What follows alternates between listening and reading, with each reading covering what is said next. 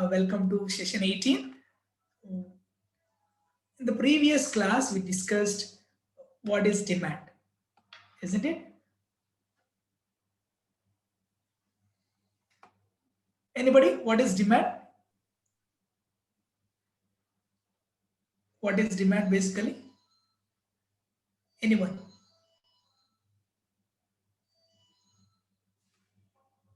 What is Anything demand? which satisfies our needs is called demand, I think. Okay. The concept of demand was given by Alfred Marshall in 1890 in his book Principles of Economics. He introduced, according to him, the demand can be represented by following four words. He introduced four important words. So, anybody remember what is the first word? Desire, Very good. Desire, willingness, willingness, good. Ability to pay for the commodity. Very good. Ability to pay for the commodity. time. Time, yeah. So the concept of demand basically focus on consumer behavior in the market. We discussed the concept of supply focus more on manufacturer or producer or suppliers, but on the concept of demand focus more on the consumer behavior in the market. And simply we can define demand like this. So it is a desire backed by willingness and ability to pay for the product commodity. So a desire backed by willingness and ability to pay for the commodity. So we discussed desire for the commodity is very important, and willingness to pay for its price, and also ability to pay for the price. These three are very, very important. One is desire, ability, and willingness to pay. So then there is a demand. Okay, so we discussed demand for a particular product or a commodity refers to the commodity which an individual consumer or household is willing to purchase per unit of time at a particular price. And we discussed so many other points. I gave some examples. We discussed about BMW car. Say for example, if I have a desire to buy a BMW car but don't have enough money, so simply it's my wish. So there is no demand for BMW car for me, from me. And in spite of having the money, say for example, I don't want to spend on BMW car. So then that will be still a want. So I don't have because interest to pay for it. Say for example, I have a desire to buy to have a BMW car, and also I'm able to buy. Then no, I'm willing to buy. Then there will be a demand for the BMW car from me. So we discussed this with the example. So three people we took yesterday. Who are they?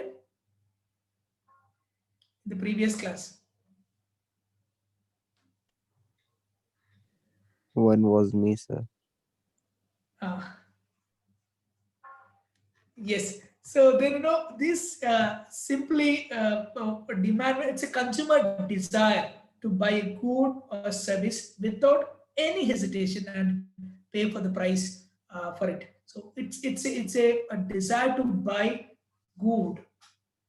So without any hesitation and pay for its price is called demand. So we discussed many points, and we discussed about the determinants of demand in the previous class. Okay, so what are the determinants of the demand? What are the determinants of the Price demand? of the product. Price of the product, good. Income of the consumer. Income of the consumer, we'll see one after one quickly. So the price of the product is very important. Generally people use price as a parameter to make their decisions. We know according to law of demand, the demand of commodity is inversely related with its price. So the price increases, the demand will decrease. The price decreases, the demand will increase. So price is very important factor or a determinant which influence the demand of a commodity. The second one we discussed, so income of the consumer. So a rise in a person's income will lead to an increase in demand. So generally demand curve shift to the right. At the same time, the fall will leads to a decrease in the demand for normal goods. So we discussed that. And goods whose demand varies inversely with the income are called, what are those goods? Goods generally, whose demand varies inversely with the income. If the income increases, generally the demand for those goods will decrease. What are those goods? Superior goods. No. Inferior good. Yes, those are called inferior goods. So then, what is the third parameter we discussed? Third factor, we discussed Taste habits. taste, habits, and preferences. So now the demand for a commodity depends upon the taste and preferences of the consumer. Generally, consumers develop a taste or for a commodity. So then if he likes the product, he will buy whatever price it may be. So the favorable change always leads to an increase in demand. Unfavorable change leads to decrease in demand. So it plays very, very important. Taste and habits plays very, very important. So that's why some products, even though the price, there is a huge fall in the price of a commodity due to the taste and preference of the consumers, there will be no demand. There is no increase in the demand. It will place very, very important role in the demand. Then next one, prices of the related goods. What are the two types of related goods we discussed? Complementary goods. Very good. Complementary goods. Second And one substitute is substitute. What are the substitute goods? What are Like the a substitute goods? replacement of the good. Similar goods. Okay, replacement. Good. Substitute So, goods are the goods which, like, if the coffee price increases, then the demand for tea increases. Like, we can Very substitute good. coffee to tea. Very good, very good. Generally, these can be used, or replaced each other. So the want can be satisfied by alternative or similar goods. So those, alternative goods are called substitute goods. The price of substitute and demand for other goods are directly related, isn't it? Which means if the prices of coffee rises, the demand for tea will increase or decrease. If the prices of coffee rises, the demand for tea will increase or decrease. It will increase. It is directly related. Okay. Then what the second one is, complementary goods. What are the complementary goods? Complementary goods. What are the complementary goods? Like, if the price of car decreases, then the demand for fuel increases. Like, So those that can be used together, isn't it? The Yeah. fall in price of one good will cause a demand for other good. Okay. The price of complementary and demand for the other goods are inversely related. Inversely related. Say for example, if the price of petrol rises, the demand for car will increase or decrease. The price of petrol increases, the demand for cars will increase or decrease. Decrease. Decrease, yes, it is inversely related. So say the rise in price of bread will reduce the demand for butter. Okay, so like this, these are the two types of commodities. The prices of related commodities also influence the demand of a particular commodity. Then the consumer expectations. What are the consumer expectations? If a consumer expects a rise in price of a commodity, he may buy large quantities now, or he may buy less quantities now. Large. He may buy large quantities now because he is expecting a rise in the price. Say for example, if the consumer expects a rise in his income in the future, he may buy large or less. He is expecting a rise in his income in future. Large, sir. Yeah, he'll buy large quantities because in a way he is going to get more money in the future. So now he can spend all his money. Say for example, the consumer expects a fall in his income in the future. What he'll do? He will buy very less. So he wants to save more money now. So he knows that he's going to get very less income in future. So now he wants to save the money. So like that, the consumer expectations also plays an important role in demand. So next one, advertisement effect. What is advertisement effect? Generally, advertisement helps in informing the potential customer about the availability of the product and also various features of the product, isn't it? So advertisement influence consumer choices against the rival product. If advertisement effect increases, what will happen? the demand will decrease. Increase. If the advertisement effect increases, what will happen? Demand will increase or decrease? Increase, sir. Increase, sir. Demand will Yes, increase, it sir. will. It will increase. That's why the companies are spending crores of rupees on advertisement. So because it is directly related to that. If you increase the advertisement effect, surely the demand will increase. The next one is population. The growth of population, with the increase in population, people naturally demand more. So we need more goods, so the demand will increase. So the next one is climate and weather conditions. So demand for certain items purely depends upon climatic or weather conditions. So can you give some example?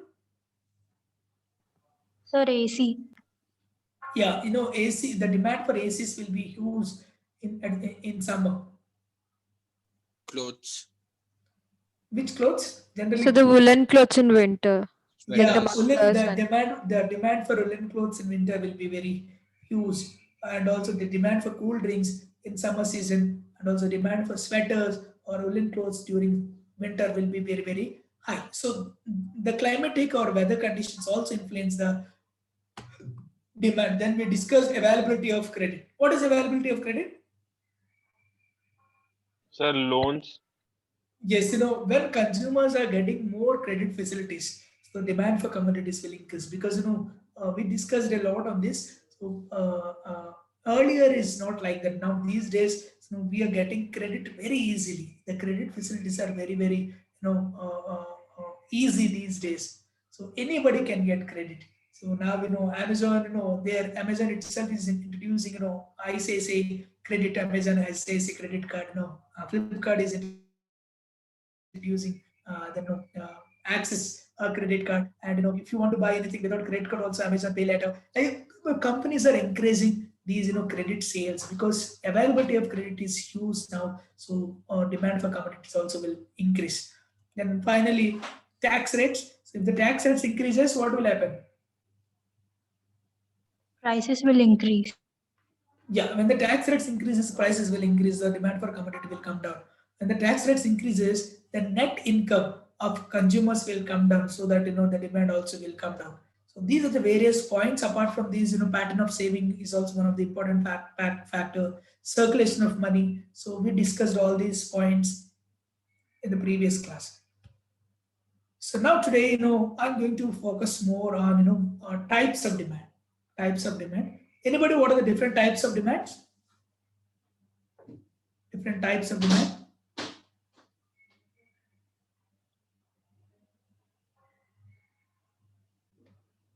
Anybody? Anybody have any idea? What are the different types of demand? Sir, joint demand. Okay, joint demand. Price cross demand. demand. Pardon? Cross demand. Cross Sir, demand. direct and Good. derived demand. Very good. Direct demand and derived demand. Very good. Very good. The first one is Maybe market short-term, yeah, market and individual demand. So anybody, can you define what is the difference between market demand and what is the difference market demand and individual demand?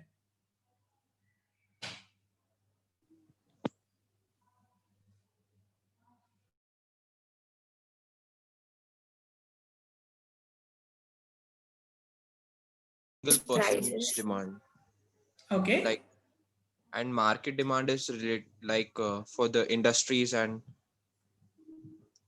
Okay. Very good. Very good. So basically, individual demand is the demand for a product at a certain price by one consumer. By one consumer. So generally, there are so many factors influence the individual demand. We already discussed consumer taste, and the perceived quality, and the brand loyalty. All will affect the individual demand. But market demand is basically, it's also called as an aggregate demand. It is a total economic demand of all individual demand in a particular market.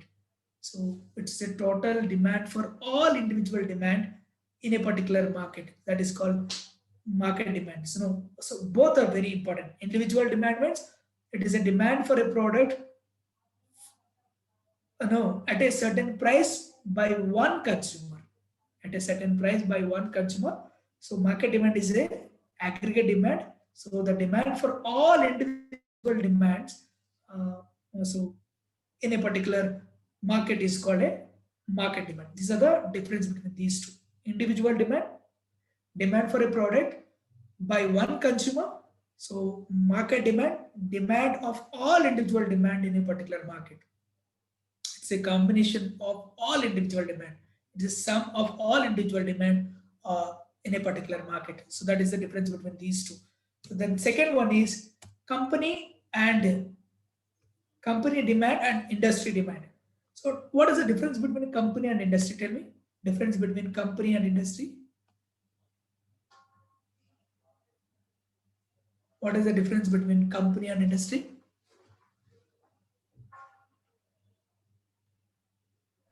Industry Anybody? is the place where we produce goods. Okay, what about company? Company is like to run Where we something manage goods. Okay, pardon? like managing things. Managing things. Actually, Yeah. Anuya? company is the place where like we sell our product, like through it's the medium where we reach our final consumer. And Okay. industry is a place where we make the product. The product is made like in the raw form. Like actually, there's this web series or office where there's this company, paper company called Dunder Mifflin. So they like sell their product from the company, and they have the warehouse stuff. Okay. I need a correct answer still. Anyone? Anyone? What is the Sir, difference between a company? Yes. company is Right. a is an organization dealing with particular type of business or many Okay. verticals. An industry refers to a group of organizations, sir, dealing with similar Very goods. good. Very good. Very good. Very good. An industry is a group of organizations doing a similar business.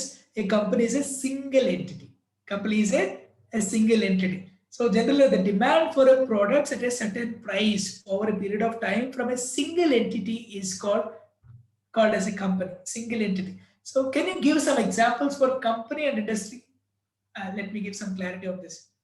Company and industry. Anybody? Can you give some examples for company and industry?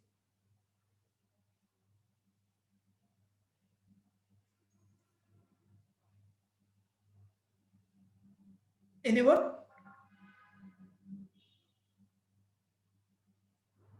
Tata is like an industry. Okay. Tata is not an industry, it is a company. Okay. Steel is an industry. Steel industry is there. Under steel industry, Tata is one of the company. Okay. IT industry is there. Under IT industry, there are many companies are there. Can you tell me some companies? Under IT industry. Accenture, sir.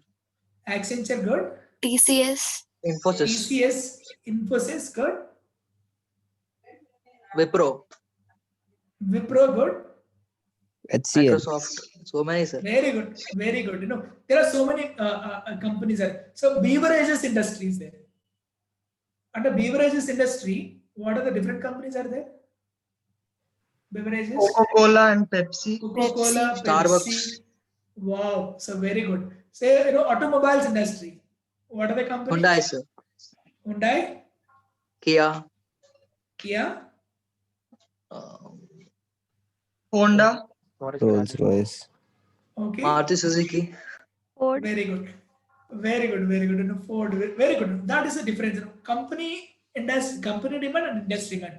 So generally, the demand for products at a certain price over a period of time from a single entity, from a single entity is known as company demand. Industry demand is the total aggregate demand for products in an industry. So industry means it's a group of companies or organizations. So generally, company demand is often expressed as a percentage of industry demand in order to measure the market share. Say, for example, Hyundai has 30% demand, which means 30% in automobile industry. So generally, we express company demand as a percentage of industry. Okay. Then next one we have Sir, could you short define term. industry demand again? Industry demand is a total aggregate demand for a products in industry. Say for example, the demand for cars is come under industry. The demand for maybe particular company, Kia or Hyundai or a Maruti will come under company demand, isn't it? But demand for cars, the total aggregate demand for cars in India, isn't it? It's come under industry demand. Okay, sir. Isn't it? The total demand for cars. So whether any type of car, the demand for cars in generally, the total aggregate demand for cars come under industry demand. So total demand, the demand for a particular maybe a particular brand or a particular company car is come under company demand. Okay. Then then next one, short term and long term demand. What it is basically? Short term and long term demand. Short term and long term demand. What it is basically? Short term and long term demand. Anybody? As the name implies, the short term demand for a product is the demand over a short duration of time. A demand for a short duration of time. Basically, it's very elastic. It reflects the price changes more drastically than the long-term demand. So can you give any example? Short-term demand over a short duration of time. Say for example, Some we masks. discussed now I don't think so. It's a short-term now. It will become a long-term because you've been using for a year. Isn't in all seasons?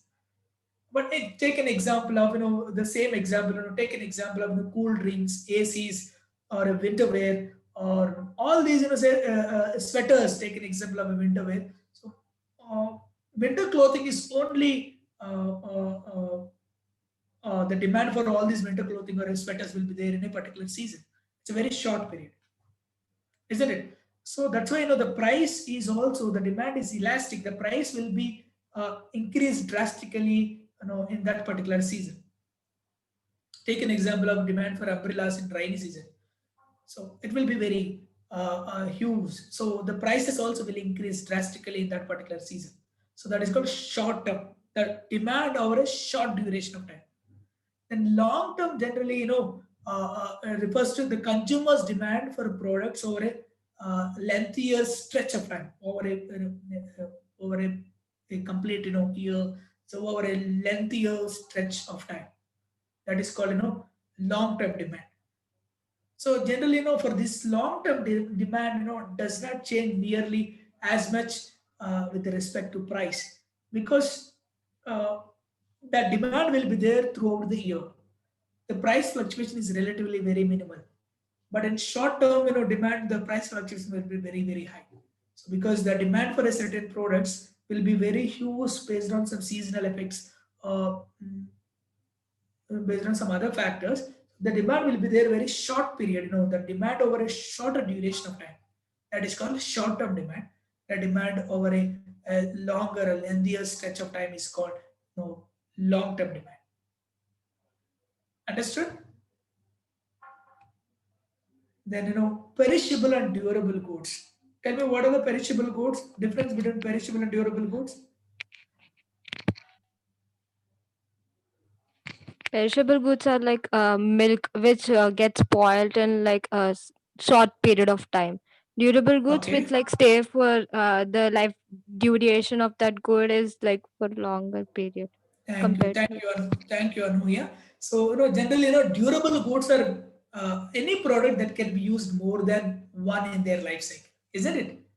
So perishable goods are the items that only have single use. If you use now, you can't use it again. So as Anuya said, can you give some examples, durables and perishable goods? Some more examples. The fruits and vegetables. Are come under perishable goods. What are the examples for the durable goods? Cars and bikes. Yes, cars, bikes. What are the other?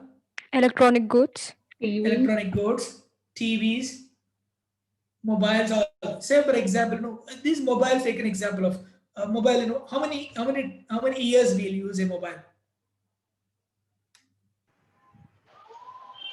Depends from person to person, sir. In generally, Anudeep, 4 years, years. 2 years. Yeah, generally 2 to 3 years generally, isn't it? So while both these goods, both perishable goods and durable goods satisfy the human needs, satisfy the demands of consumers. So durable items have more perceived value over the long term, isn't it? And also durable goods also need to replace over a time period. Maybe whatever it may be. Take an example of a mobile, maybe after 2-3 years, TV maybe after 7-8 years. So we generally replace. So that's why the market demand still exists for them after an initial purchase also for durable goods. So these are the two types of goods, perishable goods and perishable demand, demand for perishable goods and demand for durable goods. Then derived and autonomous demand. Anybody, what is derived and autonomous demand? Derived demand.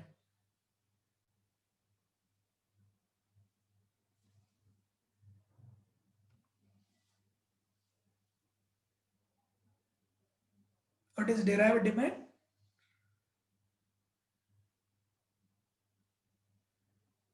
Any idea? Anybody? The demand for one good which is derived from the demand for another good. Thank you.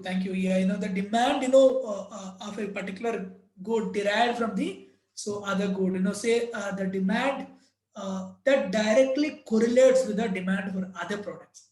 The demand that directly correlates with the demand of other products. Say for example, so the demand for price goes up when the demand for rubber will increase proportionately, isn't it?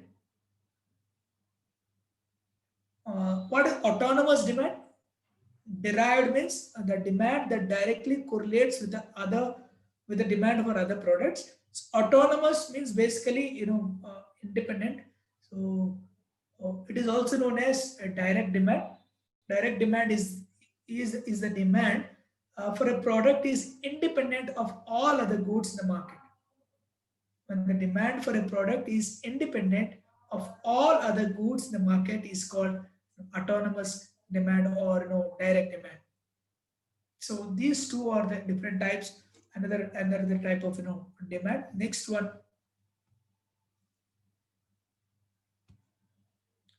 income demand. Income demand. So what is income demand?